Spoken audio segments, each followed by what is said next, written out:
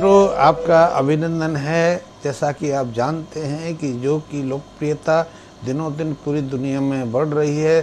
जो योग का महत्व है, योग के जो प्रभाव हैं, अब पूरी दुनिया इसको स्वीकार करने लगी है। वैसे योग कोई नई चीज़ तो है नहीं। योग का अस्तित्व तो तब से रहा है जब से कि मानव अस्तित्व में आया। हमारे जो प्राचीनतम ग्रंथ हैं या प्राचीनतम सभ्यता के अवशेष हैं, उसमें भी योग की विद्यमानता हमें मिली है। हम यदि मोहनजोदड़ो या सिंधु घाटी की सभ्यता के अवशेष कहें तो उनमें भी योग मुद्राएं प्राप्त हुई हैं। तो इस बात से ये सुनिश्चित हो जाता है कि योग का अस्तित्व तब भी था जब भारत में या दुनिया में पहली सभ्यता विकसित हुई थी। वैसे ये तो आधुनिक शोधकर्ताओं का निष्कर्ष है। हम यदि अपनी प्रक्रिया से, अपनी जो वैधानिक पद्धति रही है, जो हमारे पौराणिक काल रहे हैं, उसके आधार पर कहें कि योग का अस्तित्व तो शिव के जगत से रहा है, शिव के संसार से रहा है, शिव के अस्तित्व के साथ में रहा है। क्योंकि योग को तो शिव के साथ, शिव के माध्यम से प्रकट हुआ माना जाता है। योग के जितने भी सूत्र हैं भगवान शिव ने माँ पार्वती को बताए और ये सिलसिला निरंतर चलता रहा। फिर यदि आधुनिक संसार की बात करें तो आधुनिक संसार में योग के जो दो प्रारूप रहे, दो रूप सामने प्रकट हुए, जिसमें एक को राजयोग कहते हैं, दूसरे को हठ योग कहते हैं। राजयोग का जो प्रथम प्रवर्तक जिसको कहा जाता है, प्रमुख प्रचारक जिसको कहा जाता है, वो महर्षि पतंजलि थे। महर्षि पतंजलि ने योग की जो पुरानी प्राचीन प्रक्रियाएं थी, पद्धतियां थी, योग के जो पुराने साहित्य थे, उसका संकलन करके योग को एक नया रूप दिया, योग के नए आयाम स्थापित किए, योग को अष्टांग योग के आधार पर आगे विभूषित किया। तो जो योग की आधुनिक वैज्ञानिक परिभाषाएं हैं, जो आधुनिक वैज्ञानिक कसौटी है, महर्षि पतंजलि की है। एक दूसरी और प्रक्रिया रही है, वो प्रक्रिया रही है नाथ संप्रदाय से संबंधित। और नाथ संप्रदाय के जो प्रमुख आचार्य रहे हैं, प्रमुख प्रवर्तक रहे हैं, गुरु मच्छिंद्र नाथ, वो पहले हठ योगी रहे हैं। उनसे हठ योग की उत्पत्ति हुई है। उन्होंने योग को एक नया प्रारूप प्रकट दिया था। और उसके बाद गुरु गोरखनाथ और उसके बाद कई नाथ योगी हुए हैं।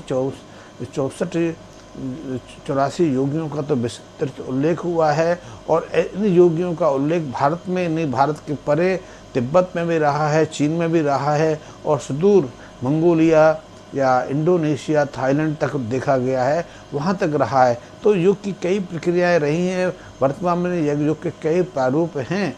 लेकिन एक समस्या है कि वर्तमान योग को हम सिर्फ शारीरिक योग तक सीमित कर दिया है। योग की जो आवश्यकता है, योग की जो प्रभाव आजकल देखा जा रहा है, योग का जो महत्व बढ़ रहा है, वो जो उसका मानसिक प्रभाव है, जो मनोशक्ति को जागृत करने का है, जो मानसिक शक्ति में वृद्धि करने का, अपनी अवचेतन शक्ति के साथ संयुक्त होने का है, अवचेतन शक्ति को प्रयोग में लाने का है, वो योग का प्रभाव समाप्त हो गया है। अब योग की जो क्रियाएं हैं वो स्वास्थ्य से संबंधित कर दी गई हैं। इसलिए भारत में ऐसे बहुत योगाचार मिल जाएंगे जो डायबिटीज़ के नाम पर आपको योग सिखा रहे हैं, या और बीमारियों के लिए जो योग की प्रक्रियाएं सिखा रहे हैं।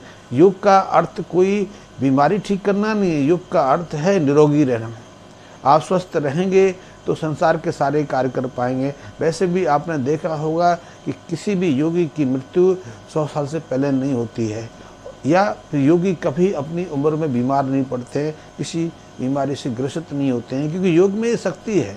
और जब योगी बनता है, योग का अभ्यास करता है, तो योग के जो नियम हैं उनका पालन करना पड़ता है। उनका पालन करेंगे तो आप बहुत सारी बीमारियों से वैसे ही दूर रहेंगे। तो ये तो सत्य बात है।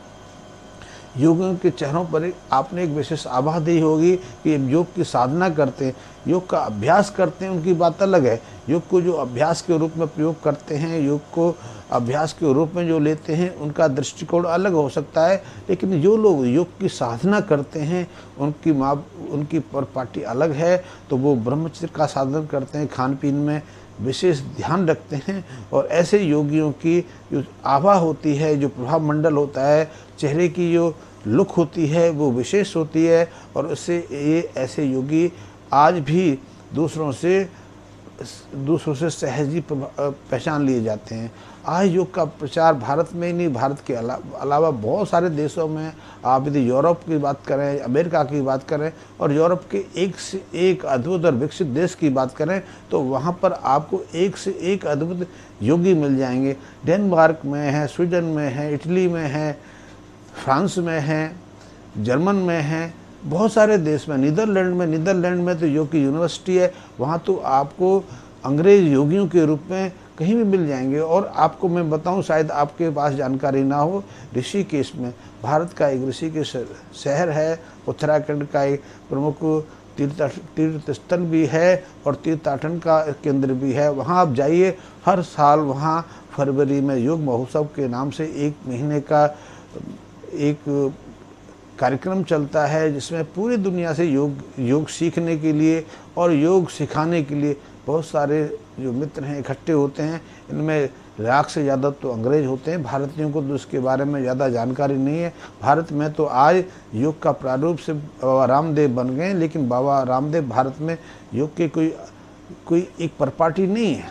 भारत में बहुत सारे योगी हुए हैं, वर्तमान में बहुत सारे योगी हैं जिनका अस्तित्व है और बहुत सारे योग आश्रम भी हैं।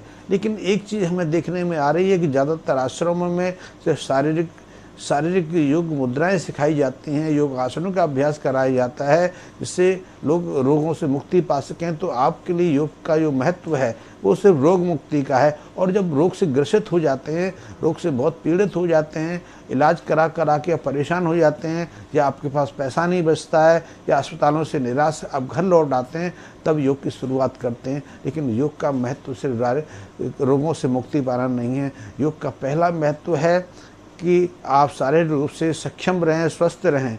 और शरीर से स्वस्थ कह रहेंगे क्योंकि आप नियमित रूप से योग की साधना करें। योग को अभ्यास मत बनाएं। यदि योग को अभ्यास बनाएंगे तो आप समाज के साथ में, समाज का और वर्ग है उसी की परिपाटी में रहेंगे। यदि योग को आप साधना के रूप में लेंगे, आप नित्य कर्म के रूप में इसका प्रयोग करेंगे, तो आप न केवल स्वस्थ रहेंगे, निरोगी रहेंगे, बल्कि दीर्घ आयु का भोग भी कर पाएंगे। दूसरा, योग का एक महत्व है आपकी मनस शक्ति पर नियंत्रण स्थापित करना। मन के अंदर बहुत कुछ है, क्योंकि हम जितना जानते हैं उससे सहस्त्रों गुना अज्ञात संसार है। संसार के बारे में भी आप देखें, वैज्ञानिक भी देखें, वैज्ञानिक भी उतना नहीं जानते कि जितना कि अभी अज्ञात है। यदि जिस क्षेत्र में हम गए नहीं उसके बारे में हमें क्या जानकारी होगी। वैज्ञानिक को सूक्ष्म जानकारी है, लेकिन वो प्रयासरत रहते हैं, वो कोशिश करते रहते हैं उस अज्ञात में से बहुत कुछ ढूंढने का। इसी तरह हमारे निजी संसार में भी बहुत कुछ अज्ञात है, और उस अज्ञात को प्राप्त करने का हमारे पास सिर्फ एकमात्र साधन है कि हम अपनी अंतस की शक्ति के साथ साक्षात्कार करें, अपनी अंतस की शक्ति को प्रयोग में लाएं। और इस अंतस की शक्ति को प्रयोग लाने के जो हम कार्य कर सकते हैं, प्रयोग में लाने की जो प्रक्रिया है वो योग की प्रक्रिया है। योग के माध्यम से हम सहजता से अपनी अंतस की शक्ति को जगा सकते हैं, उसके साथ मिलन कर सकते हैं और उसका उपयोग करना सीख सकते हैं। उसके बाद से हमारे लिए अज्ञात संसार का जगत है, अज्ञात जो दुनिया है उसकी सीमाएं खुलने लगती हैं और अज्ञात संसार से बहुत कुछ प्राप्त कर सकते हैं। अज्ञात बहुत कुछ है, जो कुछ है जो ज्ञात कर लिया है वो संपूर्ण नहीं है। जो अभी अज्ञात है जिसको प्राप्त करना है वो असीम है, और वही चीज़ हमें योग सिखाता है। तो योग के माध्यम से हम अपनी अंतस की शक्तियों को जागृत कर सकते हैं, और इस जो अंतस की शक्तियों को जागरण करने का जो योग विज्ञान है उसको राजयोग कहते हैं। और इसकी शुरुआत प्राणायाम के बाद होती है। प्राणायाम भी शरीर का विज्ञान है। प्राणायाम में आप श्वास को साधते हो, लेकिन श्वास के माध्यम से आपके शरीर में प्राण का प्रभाव बढ़ता है। प्राण प्रभाव बढ़ेगा तो आप स्वस्थ भी रहेंगे, आपके शारीरिक अंग हैं वो ज़्यादा सक्षम रहेंगे और अपनी पर्याप्त अवधि तक आपके लिए कार्य कर पाएंगे। तो प्राणायाम से जो अंतस की शक्ति का, अंतस का योग शुरू होता है, और उसके बाद हम अंतस की तरफ बढ़ते हैं। प्राणायाम के बाद प्रत्याहार है, फिर धारणा है, फिर हम धारणा के बाद ध्यान में प्रवेश करते हैं। और ध्यान की कई मापन हैं, ध्यान के कई प्रारूप हैं। ध्यान का पहला प्रारूप है, फिर अंतिम प्रारूप है, और अंतिम प्रारूप जब ध्यान में प्रवेश कर जाते हैं तो उसके बाद समाधि की शुरुआत होती है। तो मैंने आज आपको योग का एक छोटा सा मैंने एक एक परिचय प्रस्तुत किया है। यदि योग में आप रुचि रखते हैं, योग की गहनतम जो इसके जो विज्ञान है उसमें प्रवेश करना चाहते हैं, जानना चाहते हैं, और आप योग की उस प्राचीन परिपाटी को समझना चाहते हैं जिसमें योग विज्ञान पहुंचा था। क्योंकि आज योग का प्रारूप जिस व्यक्ति को योग आता है या जिसने 4 आसन सीख लिए, वही एक योग के नए प्रारूप को लेकर चल रहा था। क्योंकि हमारे यहाँ पिछले कई सौ सालों से योग की विधिवत शिक्षा की कोई परिपाटी नहीं रही है।